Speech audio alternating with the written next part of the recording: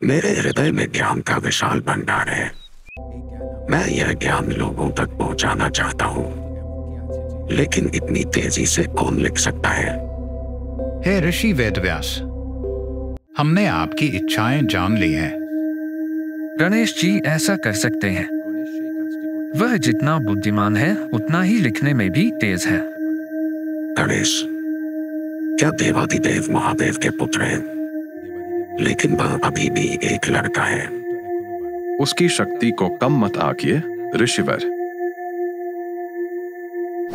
चलो देखते हैं। रुको, देखते हैं। हे लड़के, क्या आप गणेश हैं? हाँ, मैं गणेश हूँ। आप कौन हैं? मैं वेदव्यास नामक ऋषि हूँ। देवताओं की आज्ञा से मैं आपके पास एक विशेष कार्य हेतु आया हूँ। क्या काम? मैं एक भव्य कहानी लिखूंगा जिसमें मानव जाति का इतिहास और ज्ञान समाहित होगा। क्या आप वह कहानी लिख सकते हैं? मुझे इतना बड़ा काम? हाँ तुम, लेकिन आपको एक वादा करना होगा। जब मैं बोलना शुरू करूंगा तो आप लगातार लिखेंगे। आप कोई प्रश्न नहीं पूछ सकते, आप रुक नहीं सकते। ठीक है, मैं सहमत हूँ, लेकिन मेरी एक शर्त भी है। आपकी शर्तें? मेरी कलम कभी न रुके। जो भी बोलो उसे अर्थपूर्ण बनाओ।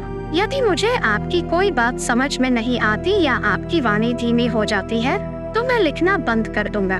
मैं तुम्हारे साहस से प्रभावित हूँ लड़के, यह सही है। लेकिन हे गणेश, उस महान कथा का आरंभ सुनो। नारायण नमस्कृत्य नरं चैव नरोत्तमं देवी सरस्वती चैव ततो जयमुदीरयेत्।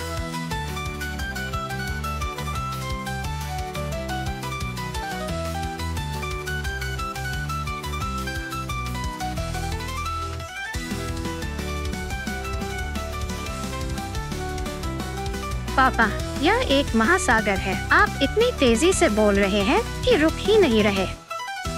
मुझे खेद है ऋषि, लेकिन इस भाग का अर्थ मुझे स्पष्ट नहीं है। क्या आप थोड़ा धीरे बोल सकते हैं? तुम्हें अपनी हालत याद आ गई लड़के? ठीक है, मैं इसे फिर से कहूँगा।